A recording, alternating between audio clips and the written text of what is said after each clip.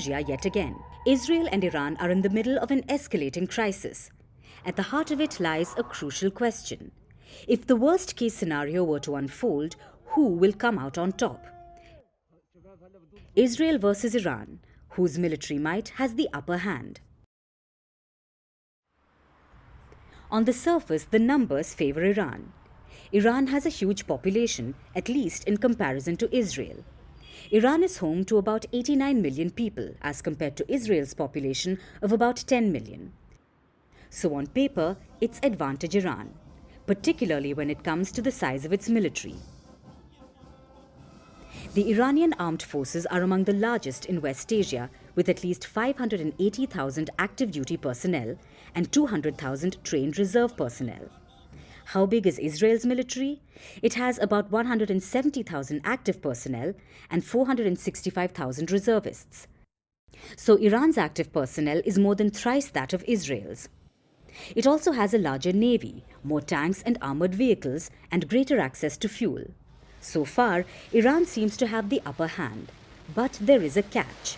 Raw data alone doesn't tell you the whole story.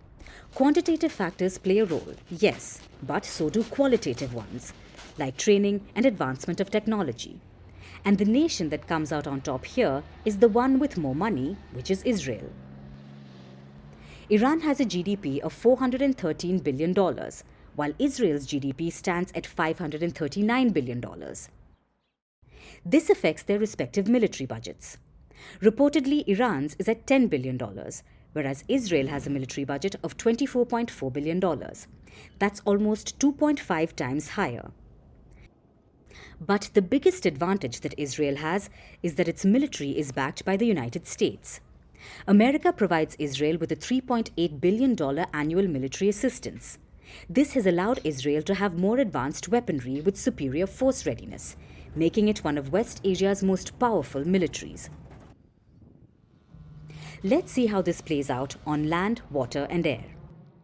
In terms of tank force, like the Zulfikar series and the Karar MPT, Iran builds its own tanks. Usually they are based on outdated designs. Then there are T-72s, T-54s and T-55s, which are Iranian copies and considered inferior to the Israeli defense tanks like the Merkava Mark IV, which is one of the best armored tanks in the game. Now let's look at the Navy.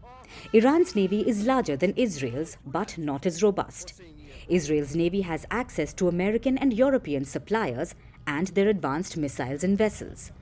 Now, when it comes to air power, contrary to the numbers trend, Israel's force is larger than Iran's. Its arsenal includes 612 aircraft to Iran's 551. Its primary fighting force consists of at least 66 F-15s, 175 F-16s, and 27 F-35 stealth fighters. It's also regarded as one of the best in the world, has about 63 F-4s and 26 F-14s. In comparison, Iran's air arsenal is believed to be aging rapidly.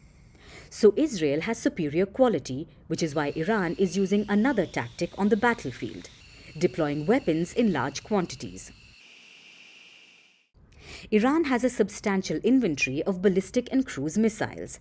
They are capable of striking targets about 2,000 kilometers away. This puts Israel well within its range. And during the weekend's attack, Tehran launched dozens of explosive-laden drones. These are Iran's pride. They are unmanned aerial vehicles believed to be Shahids, meaning witness in Farsi. These are long-range drones which have been called the AK-47s of Tehran because they are cheap, mass-produced and deadly. Plus, Iran is not without allies. One of its most important is the Lebanese militia, Hezbollah.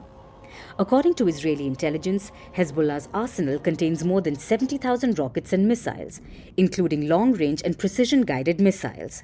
But then again, conventional forces aren't the only ones that can be used on a battlefield. Israel is believed to possess the ability to launch nuclear strikes from land, air and sea. Israel has never openly confirmed or denied its possession of nuclear weapons. So Iran has the numbers, Israel has the technology. While you can't predict a clear winner, if this conflict escalates any further, there's no doubt over who will be the biggest loser: the already restive region and its millions of people.